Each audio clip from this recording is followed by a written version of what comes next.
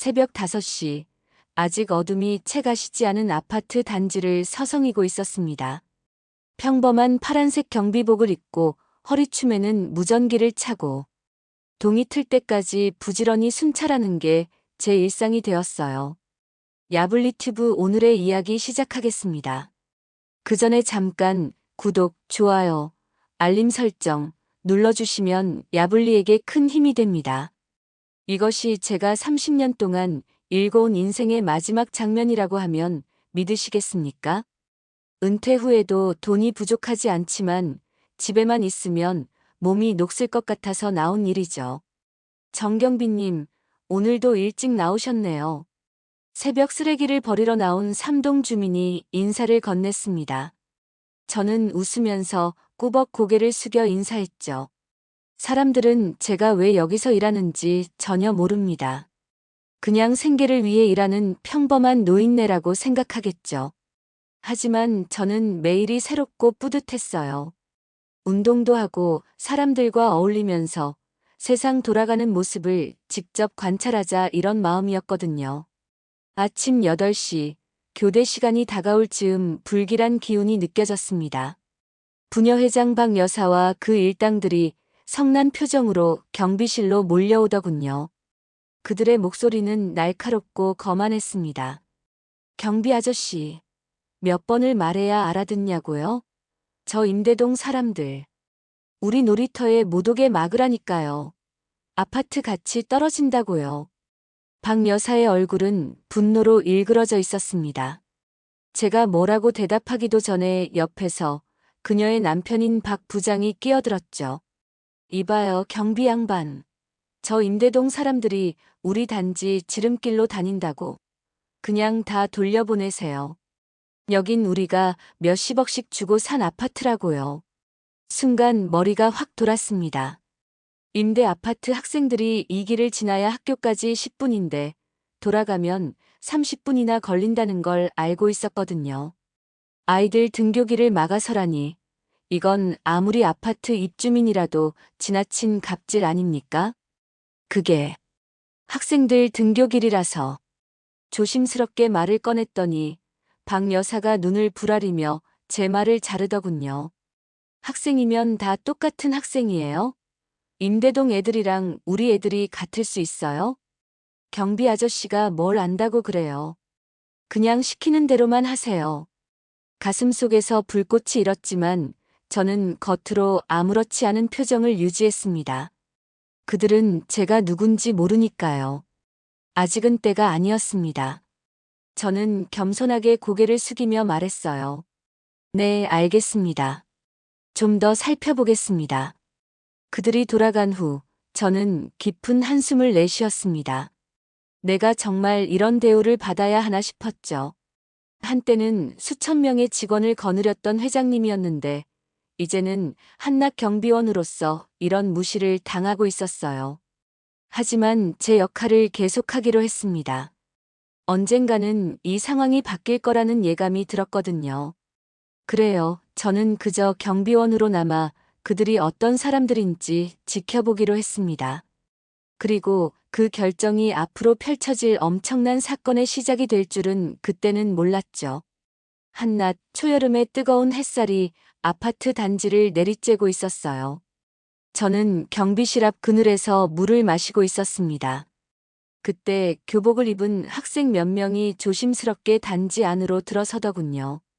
임대동에 사는 중학생들이었습니다.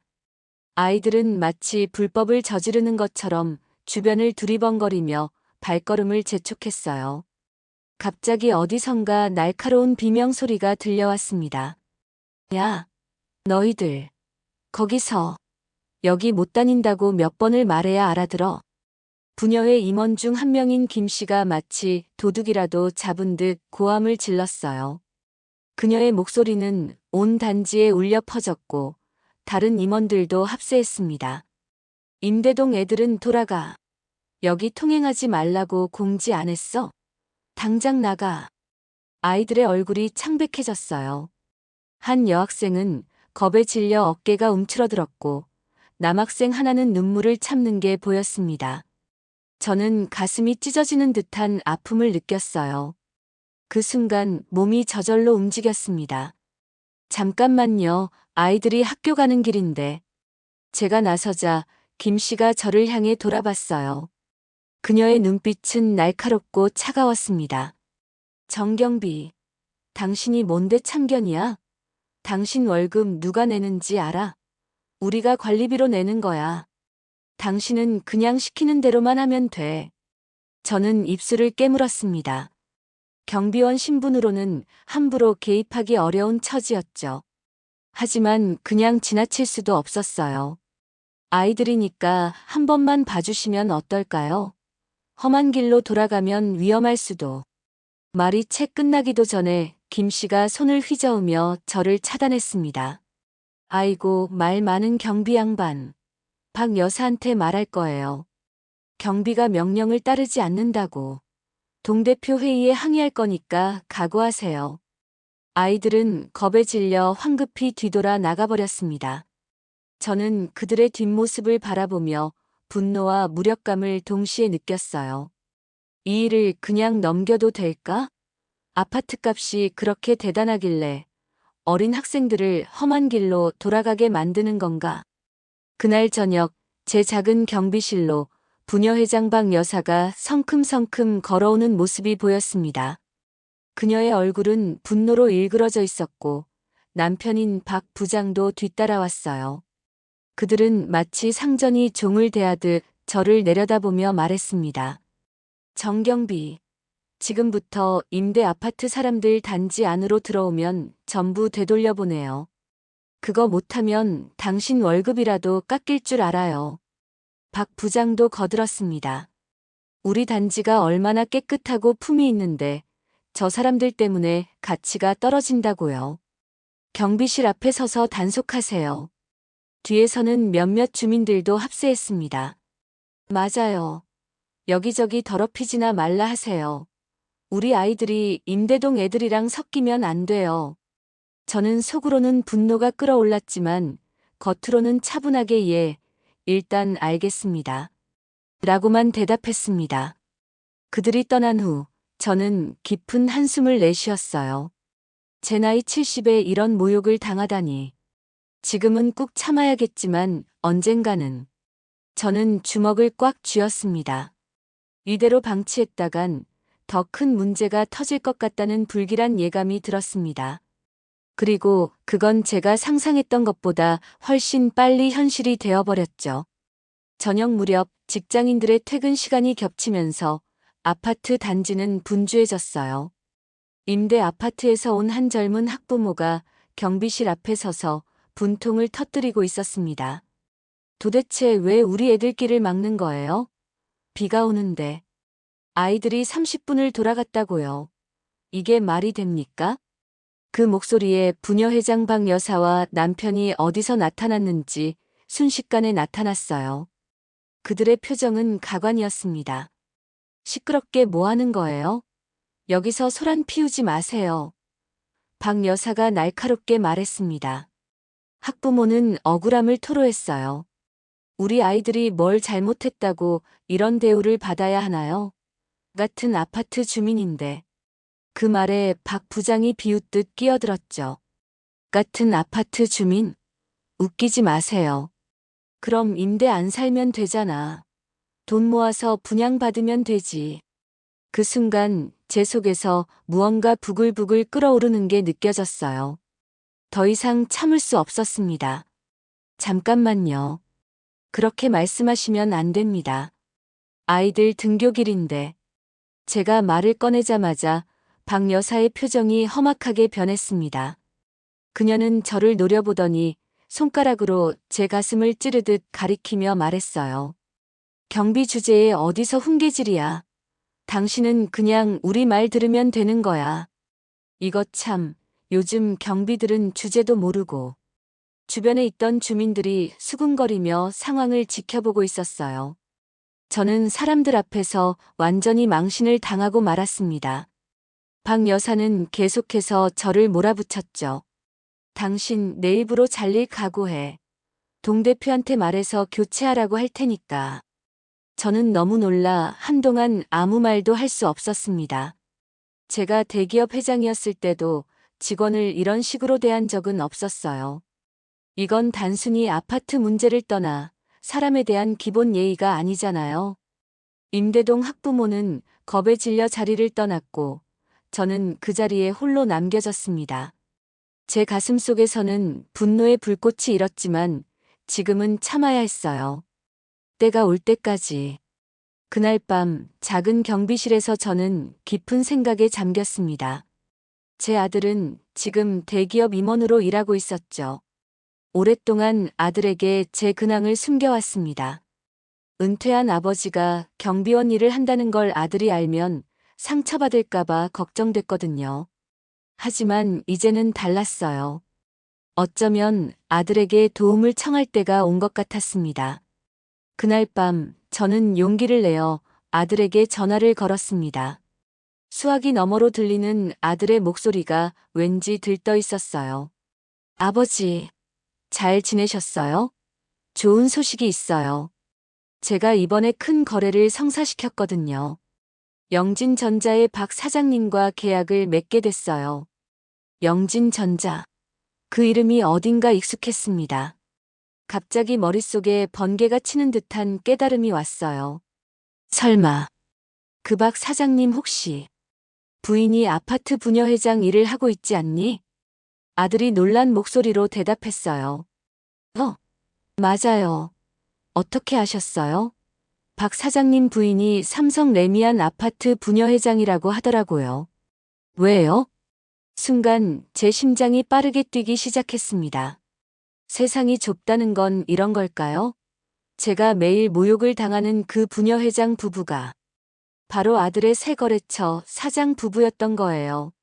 아니, 그냥 우연히 들어서. 그런데 그 계약 언제 최종 서명하기로 했니? 아직 서명은 안 했어요. 이번 주말에 만찬 자리가 있는데 그때 최종 논의하기로 했죠.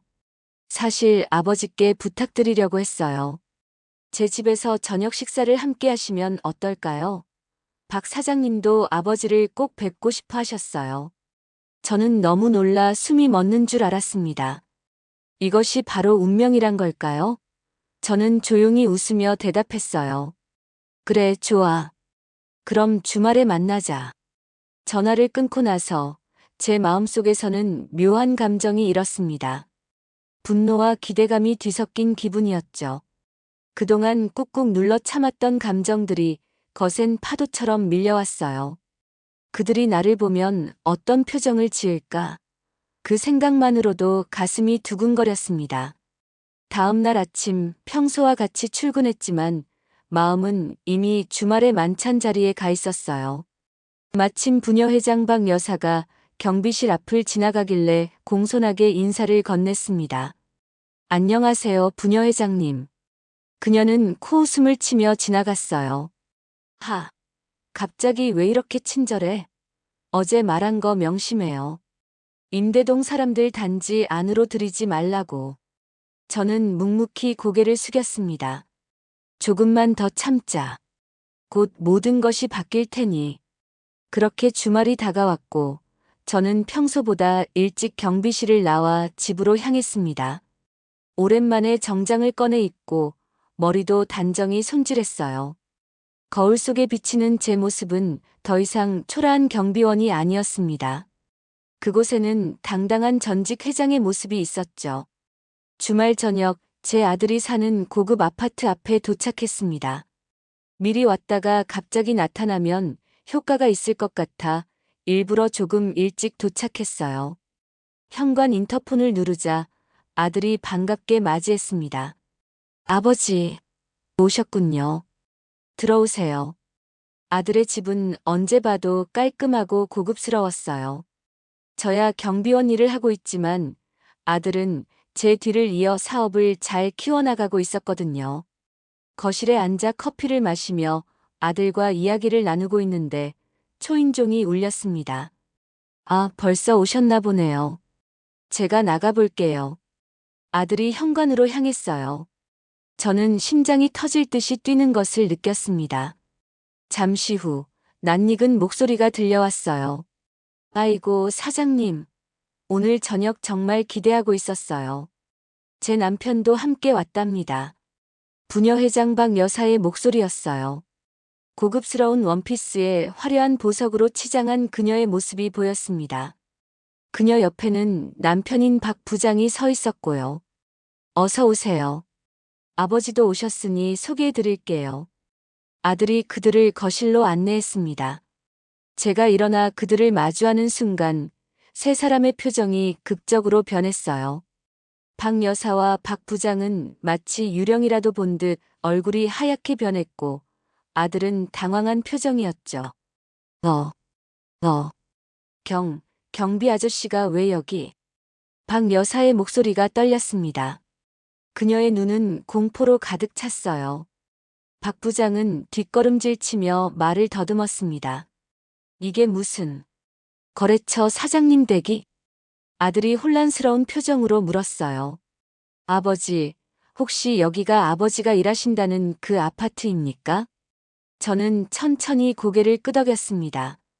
그리고 정색하며 말했어요. 아, 소개가 늦었네요. 원래 정수그룹 전 회장이었던 정민수입니다. 부녀회장 부부의 얼굴이 창백해졌어요. 박 여사는 뒷목을 잡고 휘청거렸고 박 부장은 진땀을 흘리며 마른 침을 삼켰습니다. 아들은 상황을 파악하고 눈을 크게 떴어요. 아버지, 이분들이 그 경비원 무시하고 임대 아파트 주민들 차별했다는 그 사람들입니까? 저는 차분하게 고개를 끄덕였습니다. 진작 다 털어놓을 수도 있었지만 일부러 숨겼어요. 그들이 어떤 사람들인지 직접 확인해보고 싶었거든요. 그리고 그 판단은 정확했습니다. 거실에는 무거운 침묵이 내려앉았습니다. 부녀회장 부부의 얼굴은 마치 핏기가 다 빠진 것처럼 하얗게 변했어요. 박 여사가 먼저 입을 열었습니다. 정 회장님, 저희는 정말 몰랐어요. 만약 알았더라면. 그녀의 목소리는 떨리고 있었어요.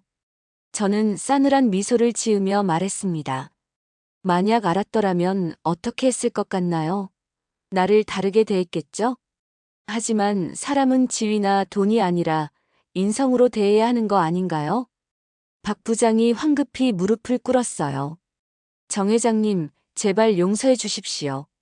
저희가 잘못했습니다. 앞으로는 절대. 아들이 그들의 말을 자르고 끼어들었습니다. 아버지, 이분들이 정말 경비원이라고 그렇게 무시했다는 게 사실입니까? 저는 천천히 고개를 끄덕였어요. 그뿐만이 아니야. 임대 아파트에 사는 주민들, 특히 아이들까지 차별하고 통행을 막았어. 등교길이 30분이나 늘어났지만 그들은 신경도 쓰지 않았지. 아들의 표정이 굳어졌어요. 그는 박 사장 부부를 똑바로 쳐다보며 말했습니다. 정말 실망입니다. 우리 회사는, 아버지께서 세우신 회사는 항상 사람 먼저라는 가치를 중요시해왔어요. 돈이나 지위가 아닌 인간 존중이 우리의 핵심 가치죠. 부녀회장 부부는 땀을 뻘뻘 흘리며 변명하기 시작했습니다.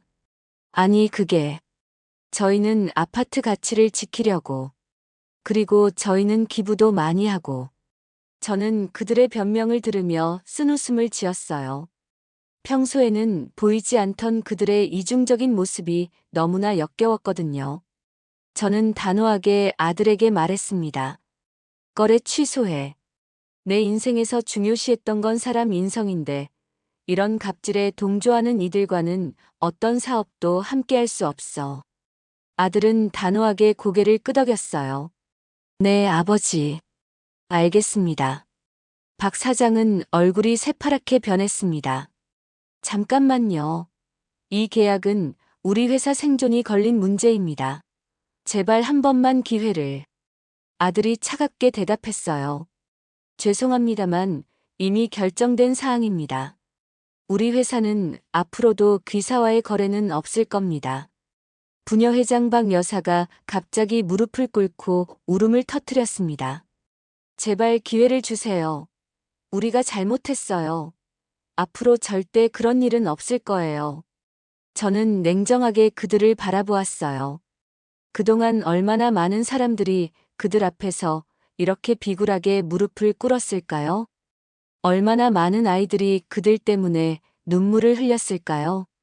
일어나세요. 그런 모습은 보기 싫습니다. 저는 차가운 목소리로 말했어요. 부녀회장 부부는 바닥에 무릎을 꿇은 채 공포에 질린 표정이었습니다. 그들의 얼굴에서 그동안의 오만함은 온데간데 없이 사라졌죠. 정 회장님, 제발요.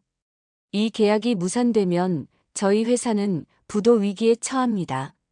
직원들 가족까지 생각해 주세요. 박 부장이 애원했어요. 저는 쓴웃음을 지었습니다. 그들에게 과연 그런 자격이 있을까요? 직원들 가족요? 그럼 임대 아파트에 사는 가족들은 생각 안 하셨나요? 그들도 똑같은 사람들인데? 박 여사가 울먹이며 말했어요. 정말 죄송합니다. 저희가 눈이 멀었었어요. 앞으로 절대 그런 일은 없을 겁니다. 임대 아파트 주민들에게 사과하고 모든 차별을 없애겠습니다. 저는 고개를 가로저었습니다. 이미 늦었어요. 그들이 진심으로 반성하는 게 아니라 계약 때문에 겁에 질려 그러는 것을 알 수 있었거든요. 진심이 아니잖아요.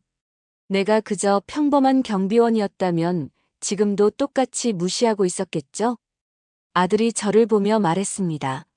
아버지, 저는 방금 영진전자와의 계약 취소를 법무팀에 지시했습니다. 더 이상 논의할 필요 없습니다. 박 사장 부부는 완전히 패배한 표정이었어요. 그들은 비틀거리며 일어섰고 아들은 그들을 현관으로 안내했습니다. 나가는 길을 알려드릴게요.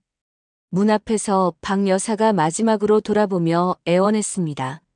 제발 한 번만 더 기회를. 저는 단호하게 고개를 저었습니다. 인성은 돈으로 살 수 없는 겁니다. 그렇게 문이 닫히고 아들과 저는 거실에 홀로 남겨졌습니다. 아들이 깊은 한숨을 내쉬었어요. 아버지, 왜 진작 말씀 안 하셨어요? 이런 일을 당하셨다니. 저는 미소를 지었습니다. 세상을 있는 그대로 보고 싶었단다. 누가 나를 회장으로 알고 대하는지, 아니면 그냥 경비원으로 대하는지, 사람의 본질을 보고 싶었어. 그날 밤 저는 오랜만에 편안한 마음으로 잠들 수 있었습니다. 다음 날 아침 경비실로 돌아가려고 준비하는데 아들이 말했어요. 아버지, 이제 그만하시는 게 어떨까요? 건강도 좋으시고 우리 집에서 편히 지내시면. 저는 고개를 저었습니다. 아니, 나는 끝까지 갈 거야. 내가 하던 일 마무리하고 싶구나. 경비실로 돌아왔을 때 아파트 단지에는 이미 소문이 퍼져 있었어요. 어제 일이 어떻게 새어나갔는지는 모르겠지만 주민들의 시선이 완전히 달라져 있었습니다. 다시 경비실로 돌아온 저는 완전히 달라진 분위기를 느꼈습니다. 아침 순찰을 돌 때면 주민들이 먼저 인사를 건네고 어떤 분들은 커피나 간식까지 가져다 주셨어요. 제가 전직 대기업 회장이라는 소문이 단지 전체에 퍼진 모양이었죠. 정경빈님, 안녕하세요. 아침부터 수고가 많으시네요.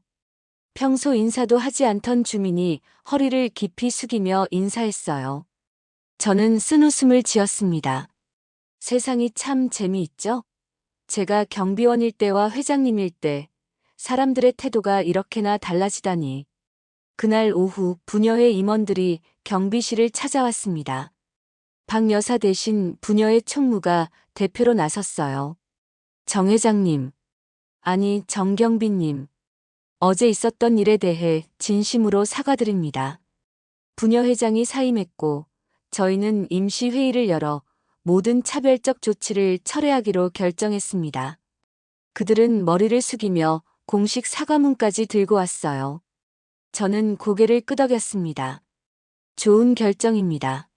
하지만 진정한 사과는 말이 아니라 행동으로 보여줘야 합니다. 그날부터 임대 아파트 주민들의 통행 제한이 완전히 사라졌어요. 아이들은 다시 놀이터를 자유롭게 이용할 수 있게 되었고, 지름길로 등교할 수 있게 되었죠. 단지 내 분위기도 훨씬 부드러워졌습니다. 한 주가 지난 후 저는 경비실에서 임대동 학부모와 그 아이들이 찾아오는 모습을 봤어요. 그들은 손수 만든 감사 카드를 들고 있었습니다. 정 아저씨, 정말 감사드려요.